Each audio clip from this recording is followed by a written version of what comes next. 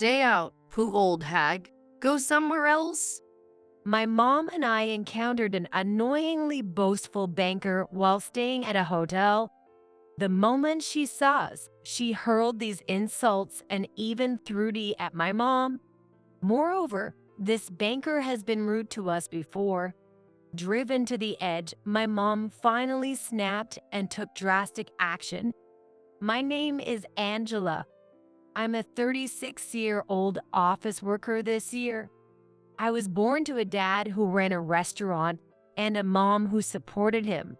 Though a small operation with just about 4 employees, including my parents.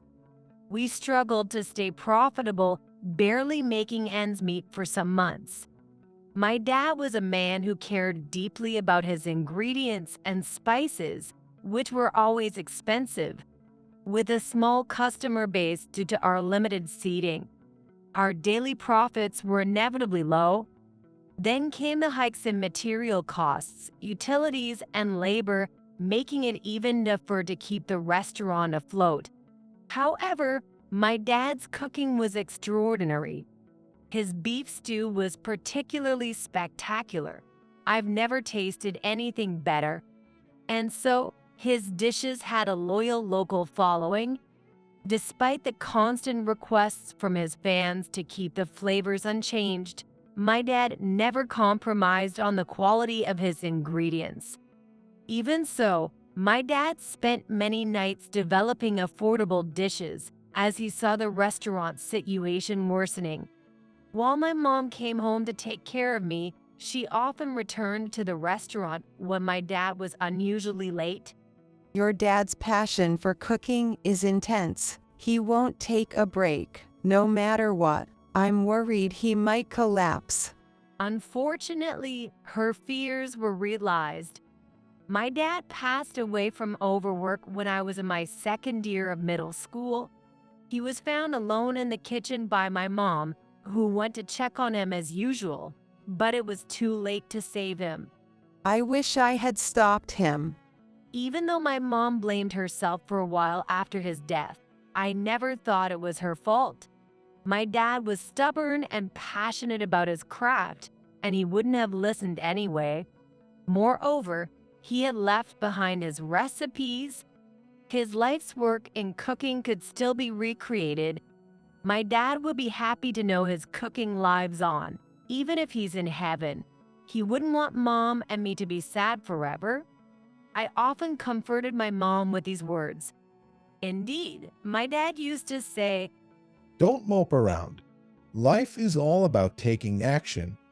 Encouraged by my words, my mom slowly began to recover, and 3 months after his passing, we reopened the restaurant.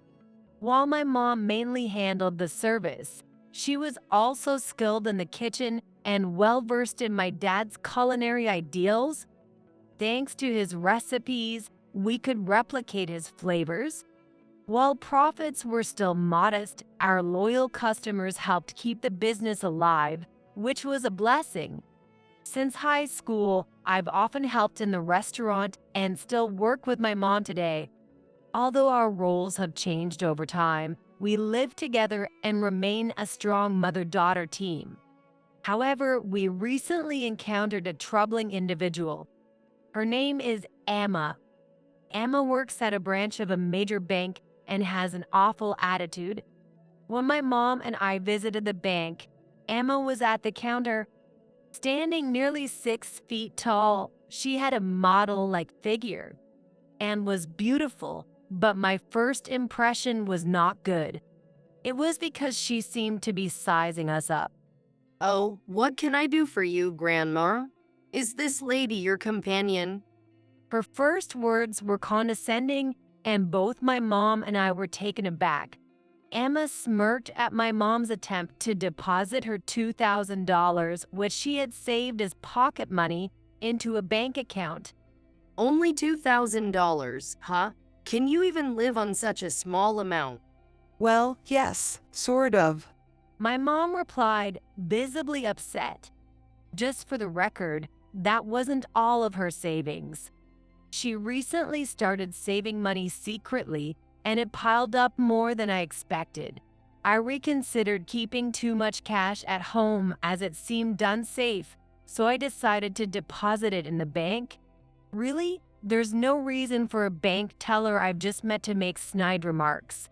After leaving the bank, my mom and I were wondering what was up with that bank employee. We thought about filing a complaint, but it's not like we'd have to deal with her every time, so we decided to just forget about it.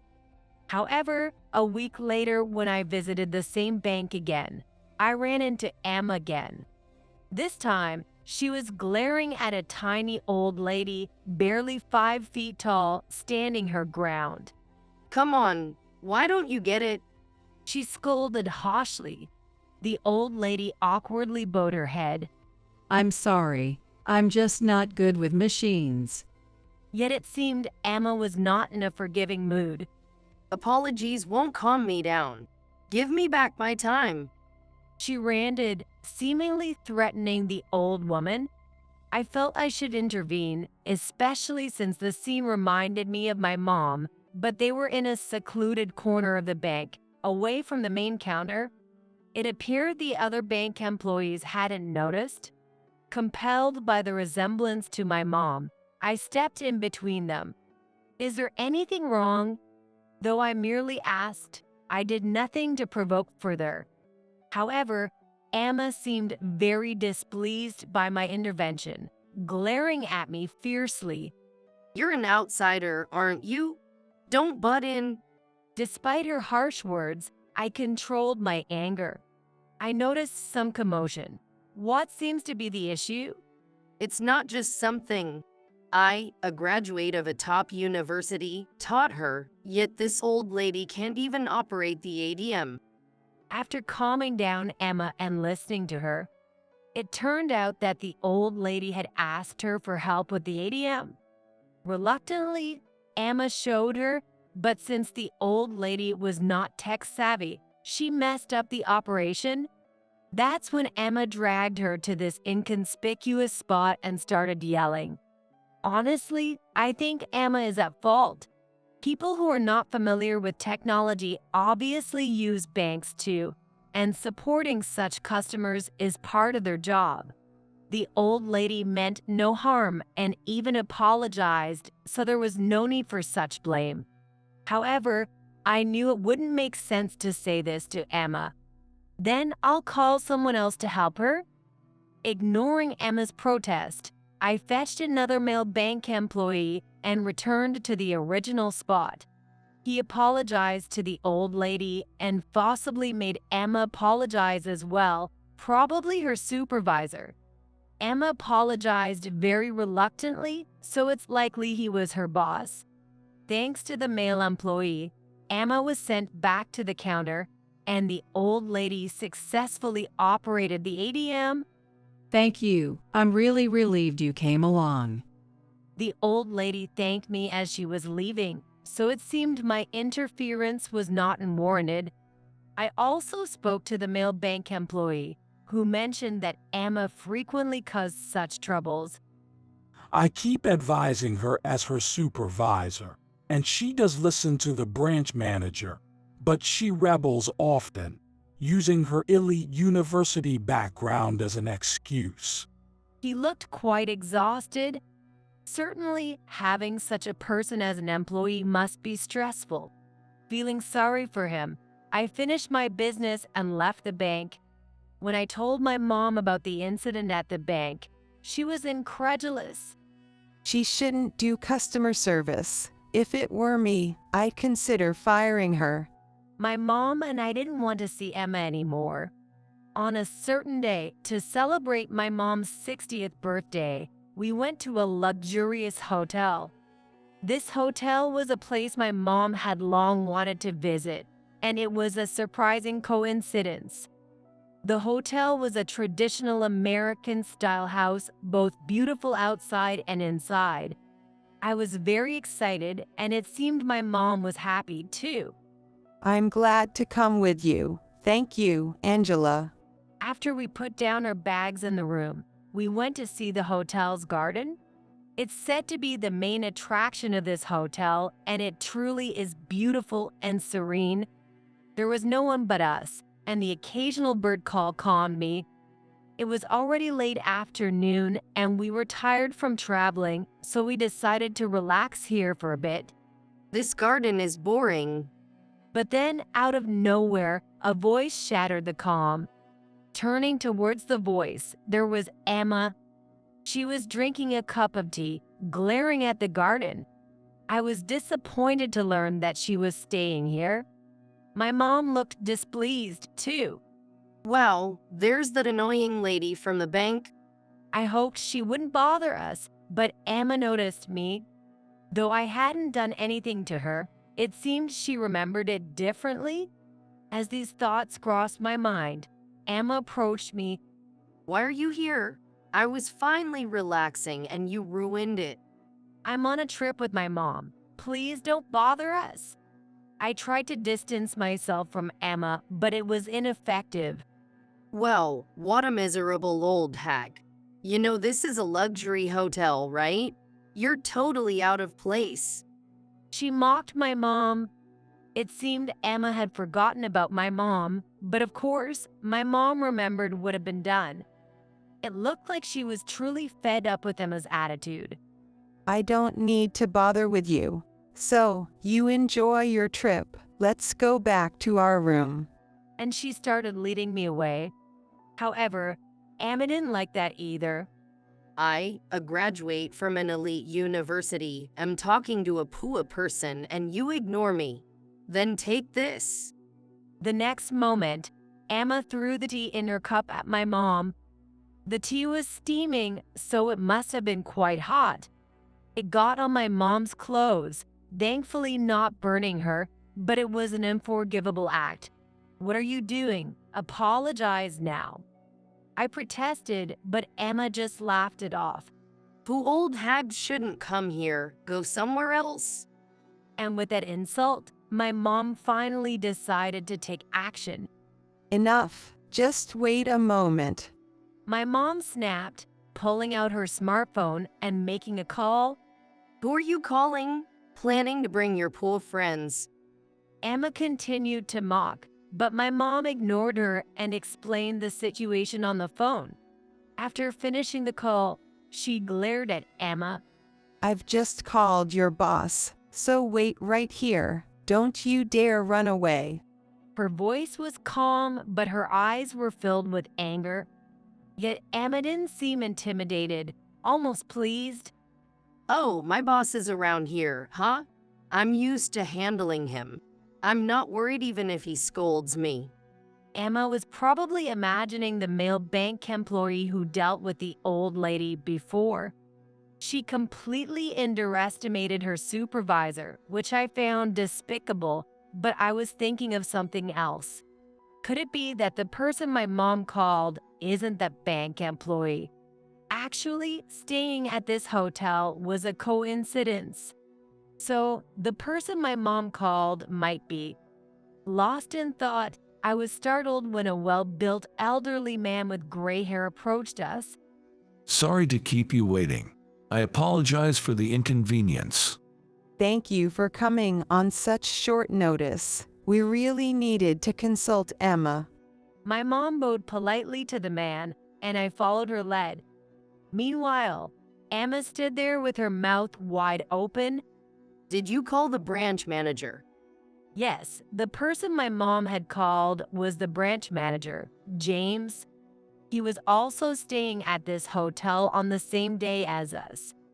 It was a surprising coincidence that came to light when my mom had a chat with him at the bank just before a trip. It's such an incredible coincidence. I was shocked, and so was my mom, but since this is a popular hotel and they were having a discount period, such things can happen. We certainly didn't expect to encounter him like this, though. James is a calm person but values manners and etiquette highly. I had heard he trains his employees thoroughly. Emma, it's you again. I've heard over the phone that you splashed tea on our customer. That's extremely rude. I'm sorry. Emma apologized to my mom. However, she hadn't fully reflected and started making unnecessary comments. It's because she was a poor old woman. This caused the atmosphere to become even more tense, but it would be unseemly to continue this dispute in front of the beautiful garden. To avoid disturbing other guests, we moved to our room to continue the discussion. Once in the room, we first clarified who my mom was. My mom is the president of a chain restaurant. The restaurant is famous for beef stew. When I explained this, Emma was astounded. What? Seriously? That is a famous beef stew restaurant around here. Yes, my mom had expanded the small restaurant my dad started and now owns a total of 10 eateries. Emma seemed unable to believe it, her face a picture of astonishment. Why? But she looks like just an old lady. Well, I was a normal woman originally. My mom sighed and began explaining why she became the president. I took over the restaurant my late husband left me and managed it. I wanted to keep serving his dishes, but the cost of ingredients was so high, I worried that if anything happened, the restaurant would be in immediate danger. Feeling the urgency, my mom started to develop cheaper yet delicious dishes, just like my dad had done. It was tough balancing this with caring for me, but she never complained and kept improving. I helped out with the cooking research after high school, not just tasting, but sometimes cooking. With my daughter's help, I was able to create some affordable and delicious dishes. Mom smiled a bit as she reminisced. The most popular was the beef stew, which, thanks to being more affordable, began attracting more customers. Spending a little on flyers with coupons in the neighborhood and getting featured in magazines also proved to be good publicity. People who had shied away due to higher prices started coming, and many became regulars, boosting our sales. My mom's expression clouded slightly as she continued. But it wasn't all good. The shop became overwhelmed. The small shop was packed during mealtimes, sometimes even forming lines outside. We hired more staff, but the fundamental issue of limited space wasn't resolved. With increased waiting times, customer dissatisfaction naturally rose. We thought about expanding the space, but unfortunately, other buildings and roads nearby made expansion difficult. So you mean customers left and you hit rock bottom, huh? Emma smirked. Stop it. Don't look down on people. James warned her in a low voice, prompting her to correct her expression. Unfortunately, we didn't hit rock bottom. My mom glared at Emma. We opened a second location relatively close to the original, which solved the capacity issue. Oh, I see. My apologies. Perhaps intimidated by my mom's stern gaze, Emma backed down, retracting her previous statements. Anyway, after the second location opened, things went smoothly, and we gradually expanded to our current status. After my mom finished explaining, Emma looked uncomfortable but still tried to resist. But maybe the business isn't going well. Always searching for faults in others. To protect yourself, don't find other people's misfortunes. The business is doing well. I can assure you of that as the vice president. I said it with a colder tone than I expected, which made Emma mutter softly. You're the vice president. I had been working alongside my mom since high school and became the vice president when we established the company. She chose me because she trusts me more than anyone else. It's a family business. Huh, that's convenient. Emma tried to criticize us again. Why won't she learn? Then James interrupted. As Angela said, their company is doing well. There are plenty of family-run businesses. Mother and daughter, the president and vice president. James's authoritative tone left no room for Emma to argue, and she blushed, looking down in embarrassment. Realizing that the family she looked down upon held high social status must have been humiliating for her, given her excessively high pride. However, James did not ease his pursuit. Why did you behave so rudely towards these two? They are long-standing and important clients of our bank, and I instructed everyone to treat them with respect. That was a mistake. I have a good memory. It was just a misunderstanding. Emma made excuses, but her eyes were darting around. You didn't remember properly from the start, did you? It'd be embarrassing to be thought of as having a bad memory despite your high education, so you lied, didn't you? When I bluntly said that, Emma looked startled. No, that's not it. Stop making excuses. It's clear now that you have no passion for your work. I've had enough. You're fired. James said, and Emma's face turned ashen. It's too sudden.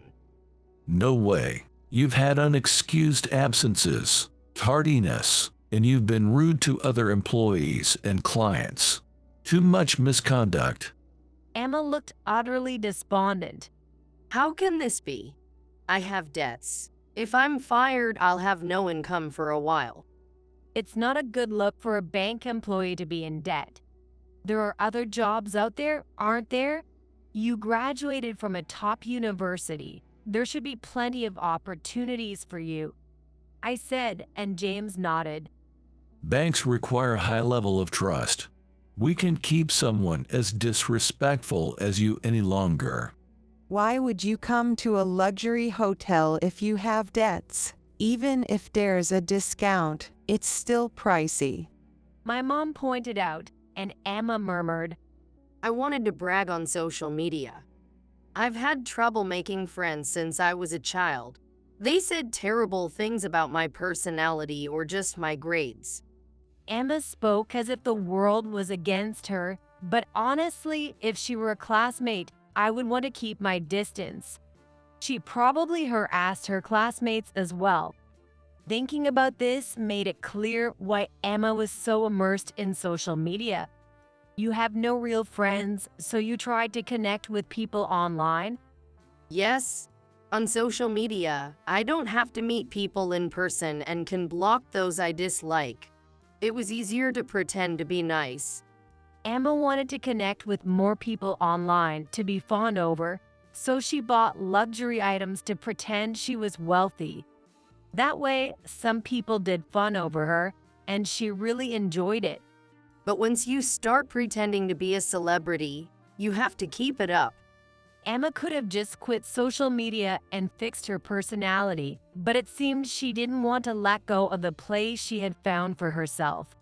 Continuing to pretend to be a celebrity, she eventually couldn't make ends meet on her banker's salary alone and began accumulating debt. Still, she didn't know when to stop, and up until today, she stayed at this hotel to take pictures to post on social media. I've seen articles about the downfall of people addicted to social media, but I never thought I'd actually meet someone like that. Using it wrongly can truly mess up your life, I realized in horror. My company uses social media too, and I think it's wonderful because it transcends time and space. But the reality you live in is the real world. Unless you handle reality, you won't find happiness. My mom asserted her, and Emma began to sob. Oh, but what should I do? First, you need to reflect on your actions, and you should admit that if things don't work out, it's because of your own faults. I told her directly. Emma cried even harder. That's impossible. It's not impossible, I said sternly, causing her to flinch. With your personality, you won't be able to make it anywhere. You have to start by facing yourself. Hearing this, Emma was devastated and froze. Facing herself might be harder than being fired for someone like Emma who always believed she was right. But I thought that without facing herself, she couldn't repent or reform, and I found it hard to sympathize. Later, dinner was served, and James led Emma out of the room. Mom and I tried to shift our mood and enjoyed a delicious dinner, feeling fulfilled. But for Emma, no matter how lavish the meal, it was unlikely she could enjoy it. We left her case in James's hands and decided to forget about Emma's incident from the next day. Mom and I thoroughly enjoyed our trip, but whenever we saw Emma in the hotel, her face was ghostly pale. Thinking about her future, she couldn't possibly look happy. When the trip ended and I went back to work, James informed me that Emma had been fired. I didn't know what became of Emma after that, but recently I spotted her performing live in front of a station. I'm planning to go viral as a singer on social media now. Apparently, she still hadn't escaped from social media. Incidentally, Emma's singing was so bad it was more like noise, and she looked older and a bit heavier, possibly from stress. With no chance of making it big, passersby complained about the noise. And since she was singing without permission, she ended up being taken away by a police officer who arrived on the scene. Watching this, I couldn't help but feel she would never find happiness. Meanwhile, my mom and I are still running the company. Our signature beef stew is still a bestseller, much to our customers' delight, which we are thankful for. Surely, my dad would be happy in heaven knowing this. By the way, the original developer of the beef stew was my dad, which is clearly stated on our website. My mom wrote the text herself, detailing the struggles and joys of creating the dish, ensuring my dad's legacy in cooking is preserved for future generations. He dedicated his life to his cooking. We want to engrave his name in some way. My mom said, looking at a picture of my dad in her office. I completely agree with her sentiments. I will never forget the passion my dad had for cooking, and we owe our current life to him starting the business. I'd like to continue supporting the company with my mom without forgetting my dad's legacy.